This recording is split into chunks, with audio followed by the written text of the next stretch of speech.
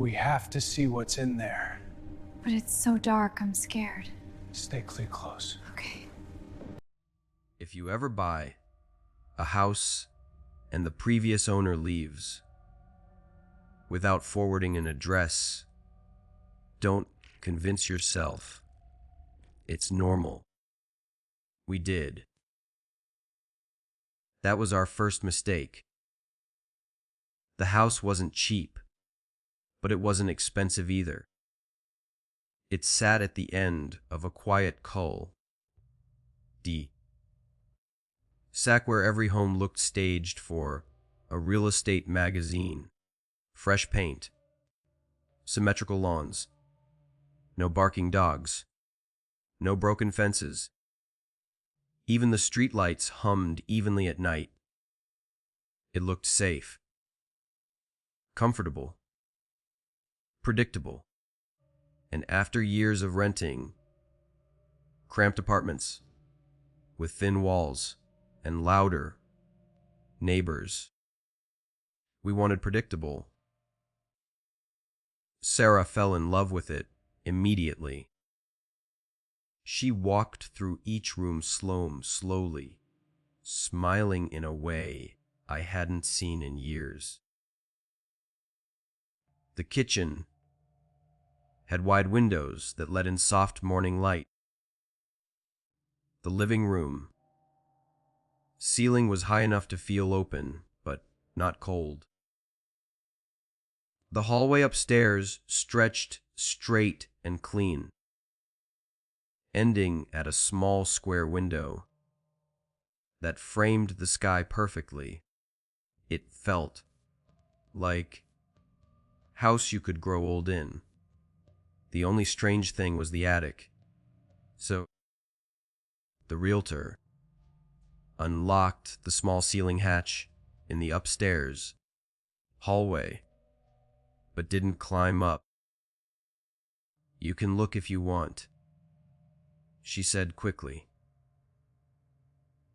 "It's just insulation and storage space." Her smile didn't reach her eyes. I pulled the ladder down myself and climbed halfway up. It was dark, unfinished, and surprisingly deep. The beam of my phone flashlight didn't reach the back wall. "Looks fine," I called down, but I remember thinking it felt larger than it should, like the roofline outside didn't match the space inside. I ignored it. People ignore things all the time when they want something badly enough. We signed the papers 3 days later. The previous owner had moved out abruptly, according to the realtor. "Job relocation," she said. "It happens. No forwarding address. No contact information. No explanation for why they left furniture marks on the carpet, but took everything else in a hurry." We told ourselves it didn't matter.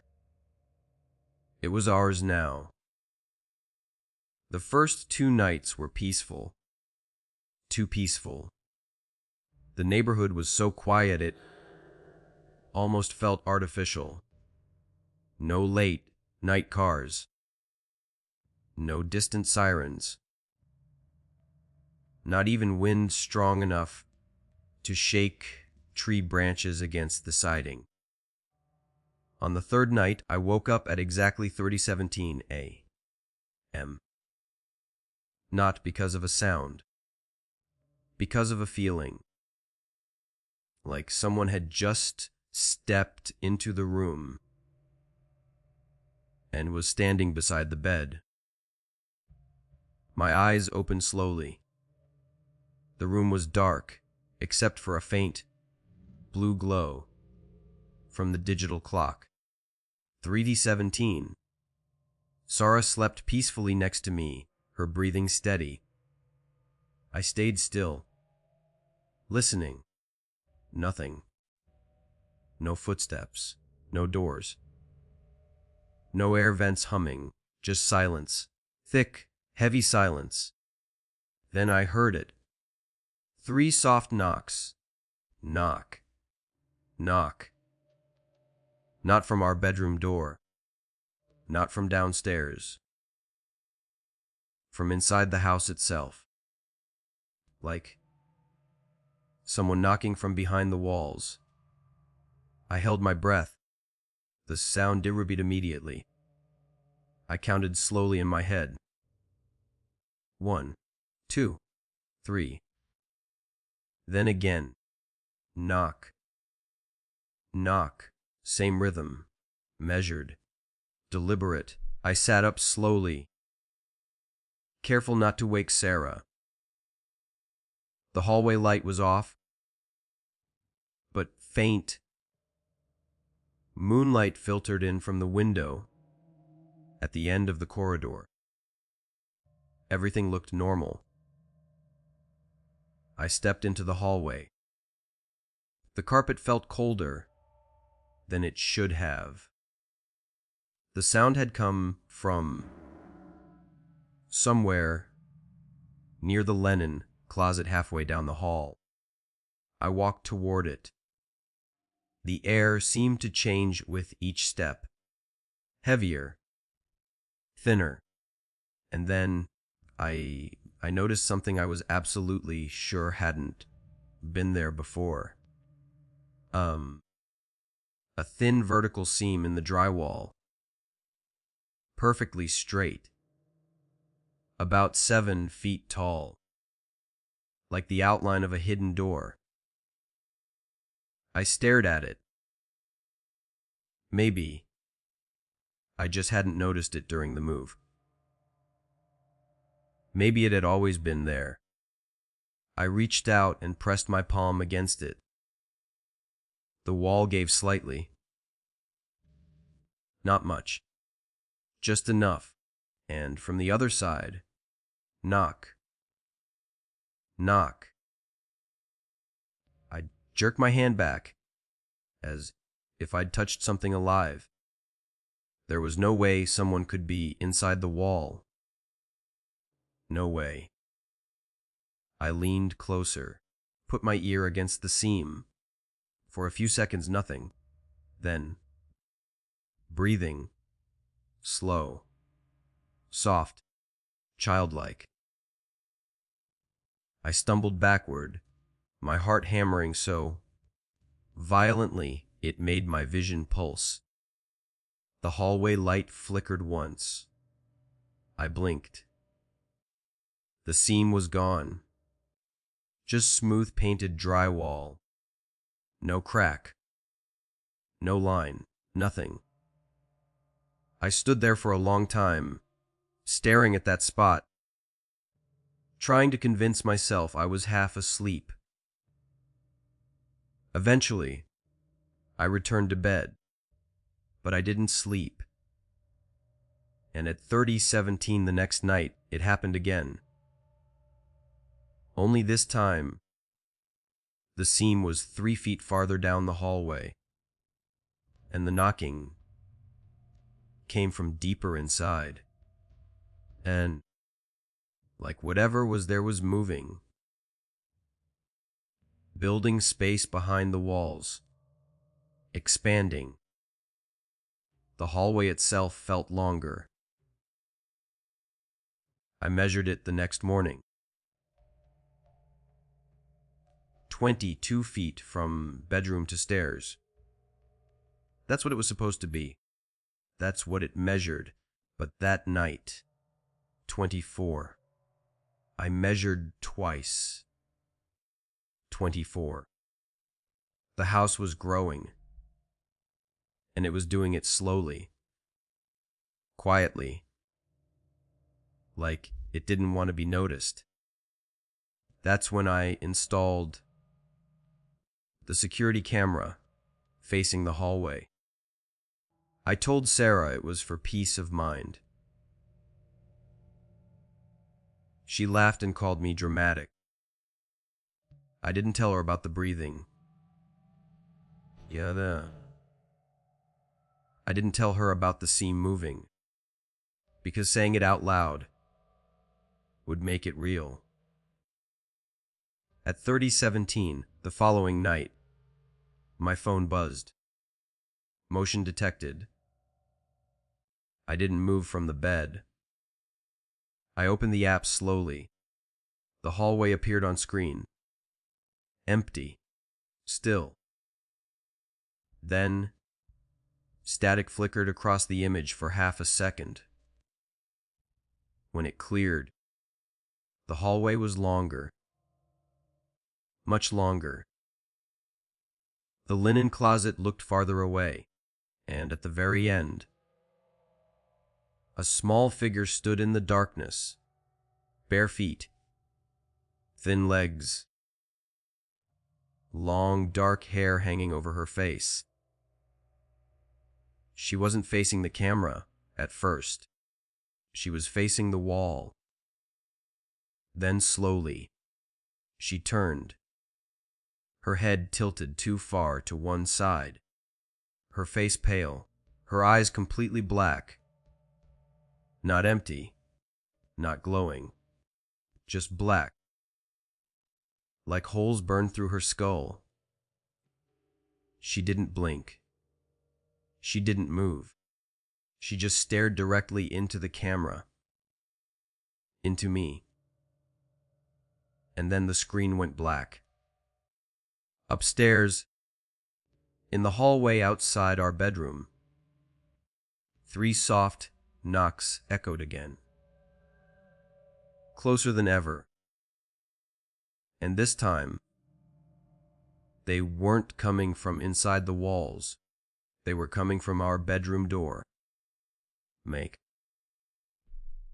Knock. Knock. Sarah stirred beside me.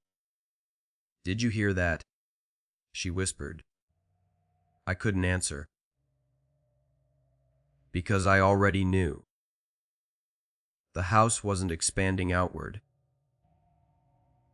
It was expanding inward.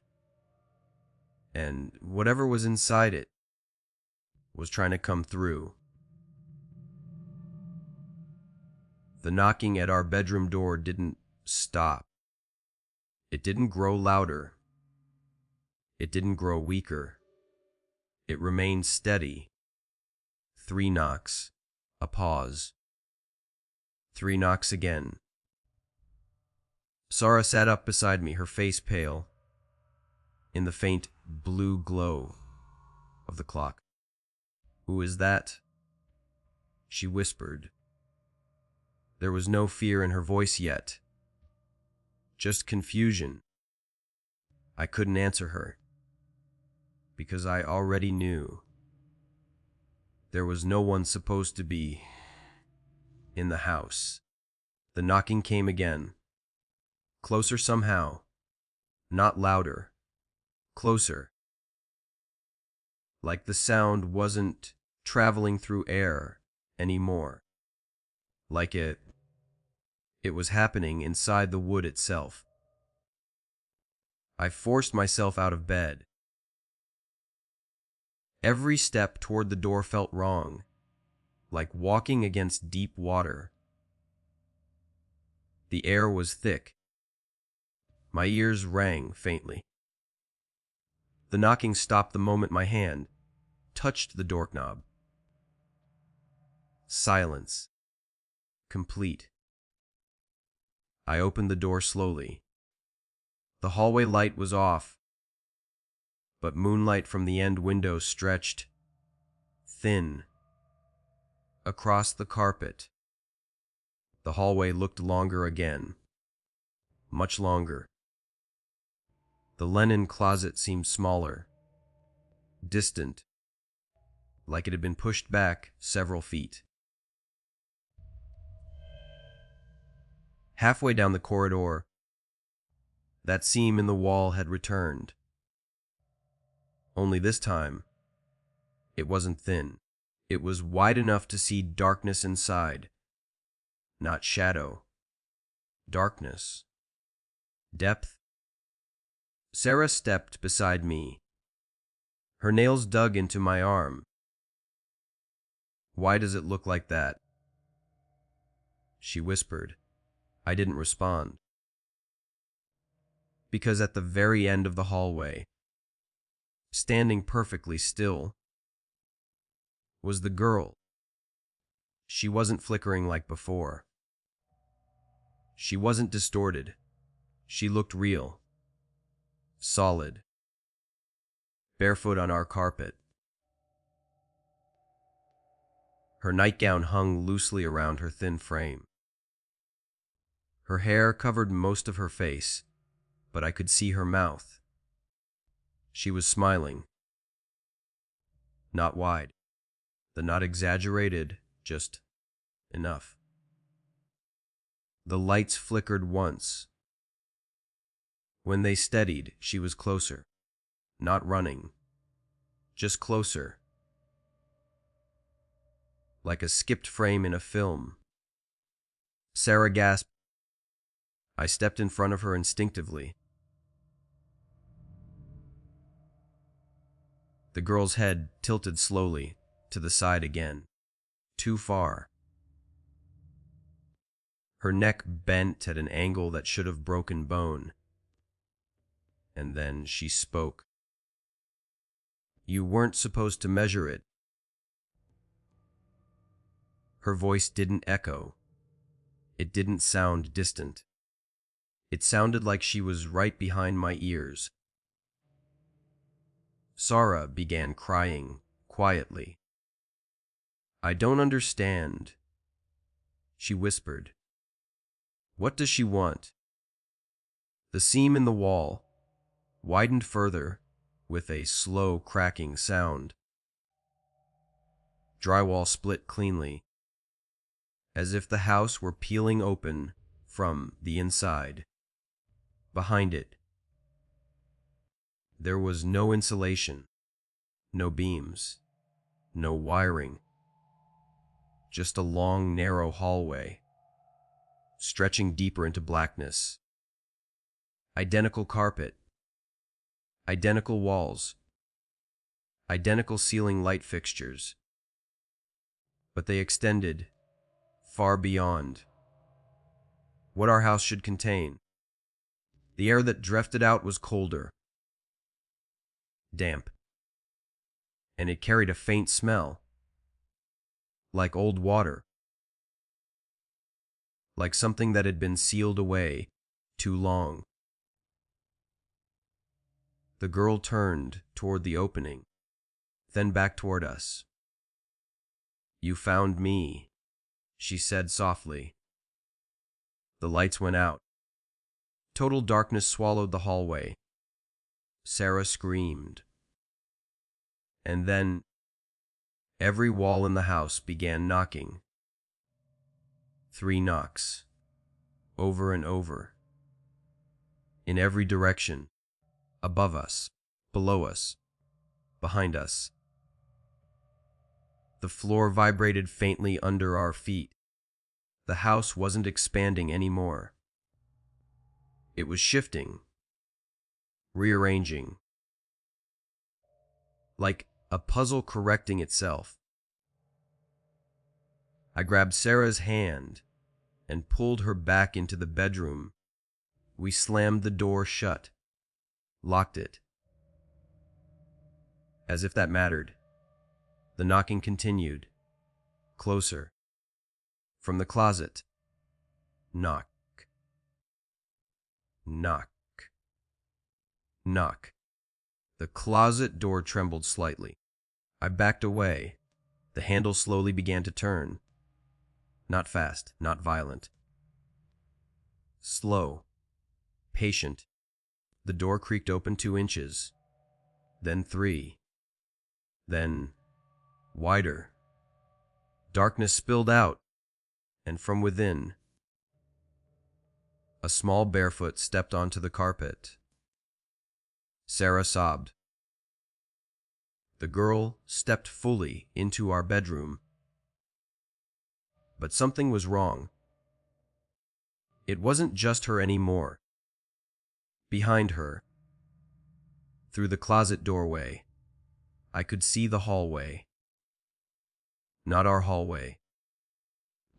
Longer, deeper, lined with doors, and in every doorway, a shadow, standing, watching. The girl pointed at Sarah.